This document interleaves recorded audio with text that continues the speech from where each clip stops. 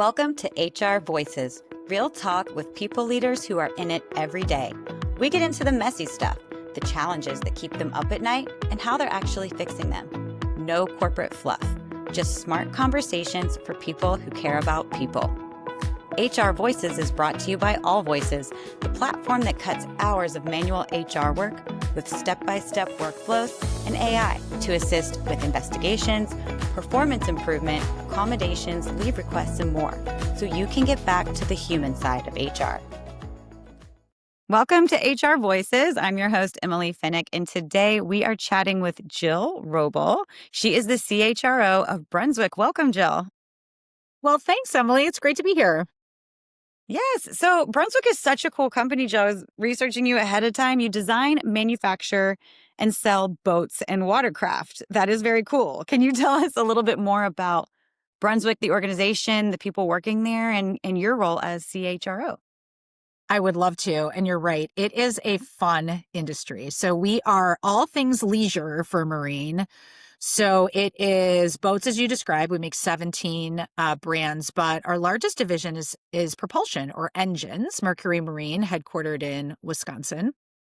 We also have a division focused on all of your electronics, things like fish finding, cartography, GPS coordinates to enhance the boating experience. And then our last division that rounds out over 60 consumer-facing brands in a $5 billion portfolio, which is wild, is our business acceleration group. And you can think about that as ways that we build around the boater.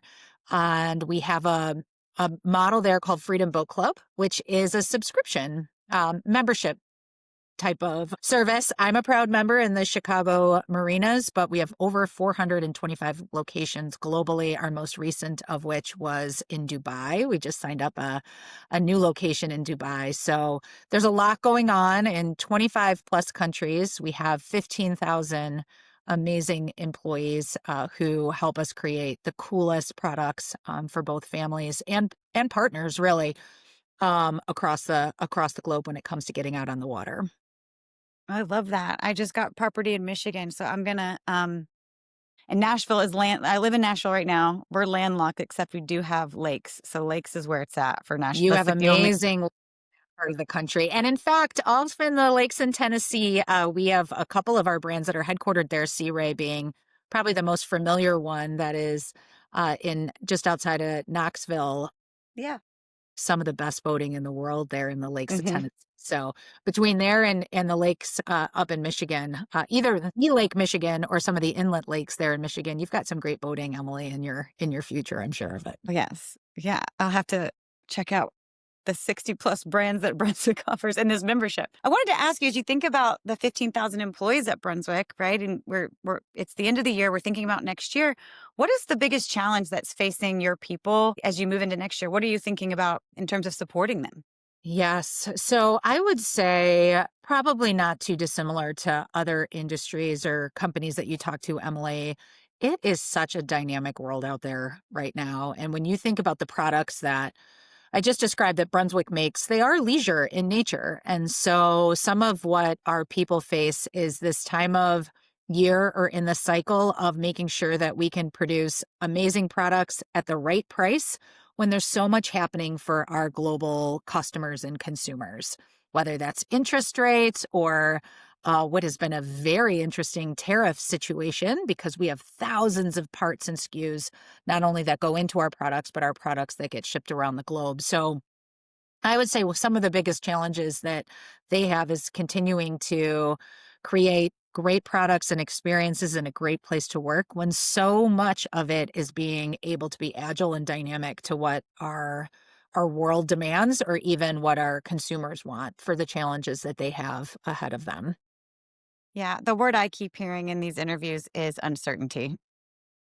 Yeah, I think that's right. And I think, some of the ways in which we help support our people through that is the classic, control what you can control and try to have the mindset of continuous improvement. So maybe we didn't figure this out right now, but we will. It's kind of that power of yet, the great Angela Duckworth book on grit is kind of core to who we are here. Like, well, let's try to use this strategy or initiative to deal with this next layer of uncertainty, which quite frankly, I think the overused term of unprecedented times has probably met its run its course. It's just kind of the world that we live in now. And how do we embrace what is always going to feel like changing, whether that's not only from economic or geopolitical matters, but I'm sure you hear it a lot from your clients too of, what is the future of technology? How do we have humans and machines working together? And so, I think there's a resilient spirit here at Brunswick where people know that we've been able to, in a cyclical industry, tackle a lot of challenges over the last couple of decades. Brunswick is a 100-plus-year-old organization, but doing so with the right mindset is really core to who we are. Doesn't make it any easier, though. And so I've got just real regard for Brunswick's people, as well as all of our partners that continue to show up and make amazing things, even when the world is a bit of a dynamic place. And you have a very dynamic workforce too. I mean, you have people who are in the manufacturing, you have more corporate employees, right? So when you think of all the different, how do you sort of classify and treat people as individuals, knowing that the work that they do is unique from Brunswick employee to Brunswick employee? How do you think about? Yeah, what an interesting question. And you're totally right. With so many different consumer-facing brands, 60 plus, and all of the technology and manufacturing, including the innovation that happens to put things in water. I often talk about my funny story when I first joined, and I didn't grow up on the water. And my prior role was not in manufacturing, but some of the earliest work I was asked to tackle was to hire electrification specialists or electrical engineers to help create a battery-based engine or propulsion that you could charge and put in water. But I couldn't help but giggle when I think to myself, like, aren't you supposed to keep electricity and water like very, very far apart from each other? It's kind of what you teach your kids when they're young. But no, that's what we do here. We hire the smartest people from a whole variety of industries to come up with the most complicated and coolest innovations and keep everyone safe.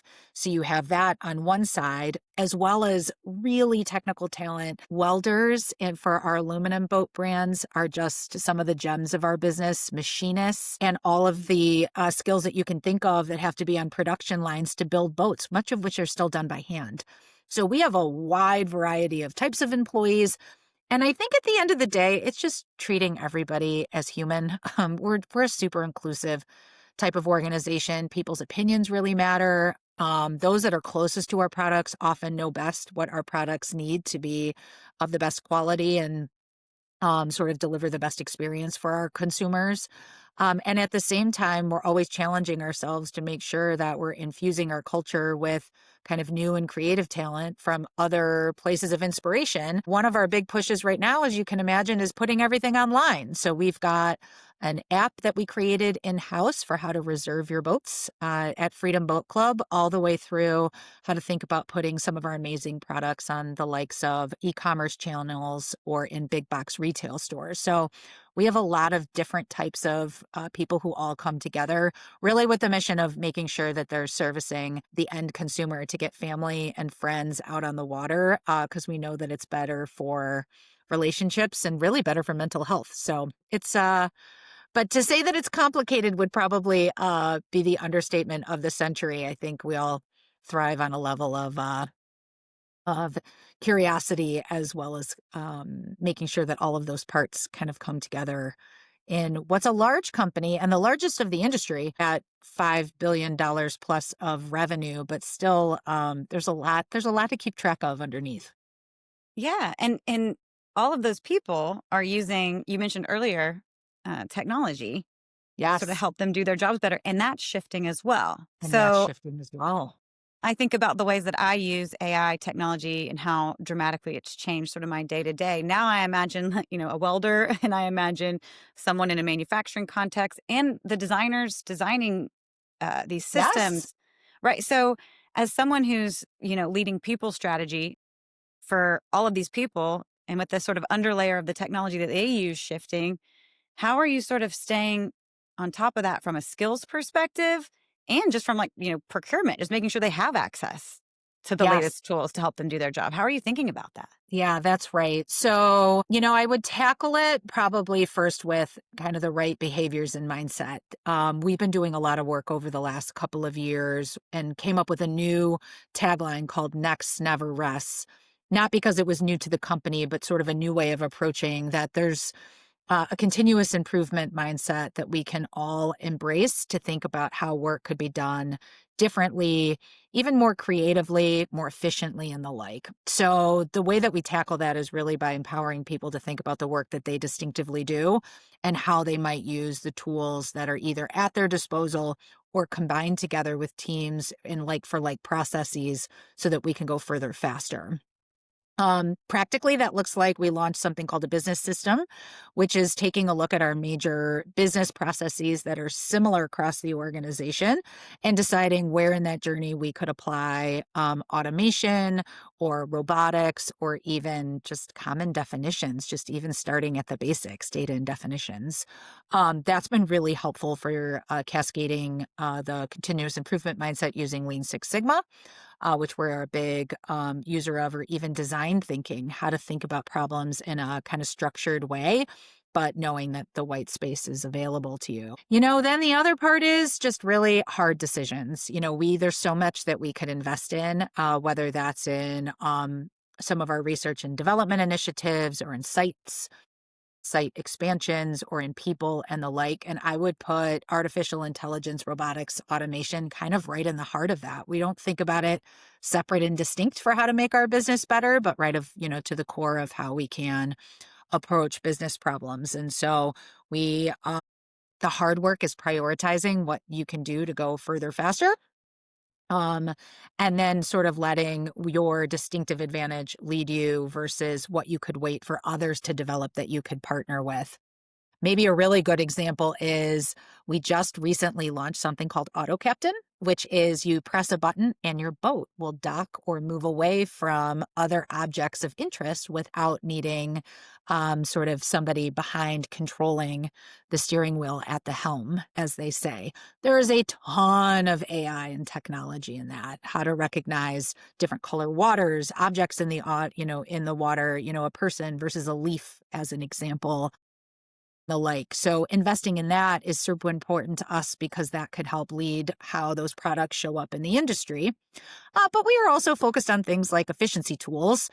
We have a Microsoft suite, like many others do, and use generative AI like Copilot to help make sure that we are maybe writing or editing communications in a different way or doing planning. And then there's things in between. I think the tariff example is another good one where our team said, hey, there's a lot of analysis that we have to do here based on these inputs and outputs. Takes us a long time to make some of these assumptions. What if we spent more time developing a bit of an AI model that could help us with some of this versus doing all of the iterations directly? And it's proved its weight in spades. So I would say tackling the largest business problems first is definitely where I'd recommend and where you distinctively have an advantage. And don't beat yourself up too much if you can't do everything, at the same time. There's a lot that we'd love to apply AI to, but we've got to be really smart with the investment profile and the payoffs. Yeah, I love those examples. That's sort of what I was getting at earlier, is that you have three entirely different types of people, types of problems, and yet you sort of sit at the center as as people leader of ensuring that those people are well equipped with what they need to solve those problems. And I just think it is such a moment for people Such a moment. leaders. Yeah, and talk to me more about that. It just feels like that what you just described, and I know you sort of vastly oversimplified it because it only took you 1 minute, but so much work just went into those three distinct use cases. Like parking a boat, identifying a leaf from a person. I mean, that's you could have a whole podcast on just that, right? But then, Yes, data, and then just basic knowledge, like administrative back end processes that that's are right. incredibly manual. You just sort of, you have HR involved in all of those, right? So talk to me a little bit more about like this moment and what it means for sort of the next generation of people leaders coming up. Well, I love to think about it as just like how lucky are we to be HR leaders at this time and in this moment of history, quite frankly. I find that it really elevates the function to be at the table with how we run businesses. We are business leaders and we are really thinking about how to deploy the best of human resources. And that includes how to get humans to think alongside machines, which I also think is really thrilling. And the reason that I say that is I feel like the best HR leaders are the ones who approach things as a, really from the commercial lens. Like, what does our product mean to our end consumer? How do we deliver it? How do we win in the market? And then let's figure out how to, extract really the best business related initiatives out of, humans and teams. So I feel really lucky. We have an incredible HR team here at Brunswick. They are really the lifeblood and the heart of how we deliver services. And I think for me, I'm so proud that the business leaders are often pulling them into these conversations to really map out, what are we going to need now and in the future? How do we get people there? And the best part about humans, in my opinion, is we're completely irrational. You want us to do rational things, but that's just not how we're wired, which I think, creates an extra layer of just really of value as well as just privilege as to how to think about, creating work in the world and, give a good experience to everybody. Hmm. We talked about the challenges of sort of the employee base and the business, but let's think specifically about your team, the Yes. people function. What's their biggest challenge as we go into next year? I would say twofold. One is because they are relied upon to really help leaders lead, they do feel a lot of, stress and pressure as to how to think about how to best guide our leaders with great leadership. So how does it show up? How do they help their teams? And how do they do so in a way where everything is kind of changing so quickly? Skills and effectiveness, team effectiveness, organizational effectiveness, and the like. And they want to be able to do great work for everyone, but that leads to their second problem, which is they're just can be very overwhelmed with the workload. And while I'm really proud of our most recent engagement survey as it pertained to the HR team, and we had so many questions, improve, they are really feeling the new weight of what it means to be in a lot of these conversations with business leaders. And so one of the things that we're going to be really focused on next year, you could almost think about like a hackathon, is what are some ways to really think about how they can scale their impact and reduce their workload? What type of the work are they doing and why? How long are they spending on that? Is there a different way to tackle that? Where can they use AI or automation or even just powering with each other? Who's doing something else interesting across the globe that they don't have to recreate because they can make connections with those folks. So there's a lot of different ideas that we have to be able to address that, but I know they find their work incredibly valuable in terms of what they deliver to our employees as well as to our consumers. So it's almost like so much of a good thing that everybody wants their time that we've got to think about how to scale their impact. And, my obligation is to make sure that we're doing right by HR leaders too, in terms of skill enhancement and even how they grow their own career in this very interesting, time that we live in. Hmm. Yeah, I think HR more than any other department also has to navigate the context switching of like what they're being asked to do, just like the sheer number of hats that you can wear in a given Yes, day, and the totally emotional, agree. yeah, but mental impact of that. It's like you're pulled into an employee relations issue that requires a certain emotional presence sometimes, and then it's then you're pulled into like skills. You're pulled into payroll. You're Yes, a pulled into strategy benefits. conversation. Yeah, it's yeah. Exactly. Yeah, it must be difficult to navigate that many sort of states of it's a very different emotional state to show up in these different conversations, and the ability to sort of turn that on and off has to take a toll. So I I have a lot of empathy for HR leaders. And one thing I've learned in this role is just how much is on your plate. It's hard to believe, Yes, yes, but I think that's right. And I think, ultimately, I think the team really feels a sense of pride for the type of work they do. and how they're relied on. So, they want to be wanted, which feels, really good.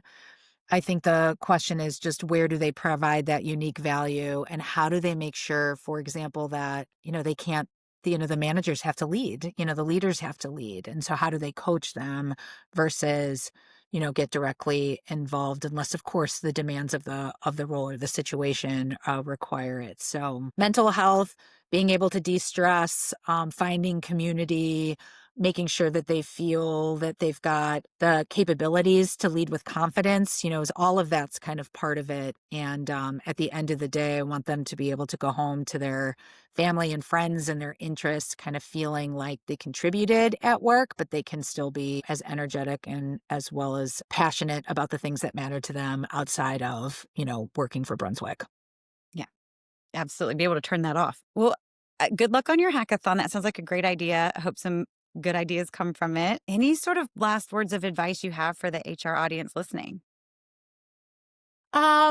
You touched on it earlier, which is I just feel like it is such a wonderful opportunity for us to embrace this time for the profession as well as for us in our careers. Just how lucky are we? I really, truly in my heart believe that. And I'd also say no one has figured this out. So it's not like you're doing anything wrong. We're all stepping through this time, navigating through, how we um, take the best of both technology and world dynamics and figure out how to, give everybody a true purpose as well as a release, which in Brunswick, comes in the form of getting out on the water. So I just think it's incredible to be an HR leader now. And it's really fun to kind of learn and continuously learn our way through it and to do it together.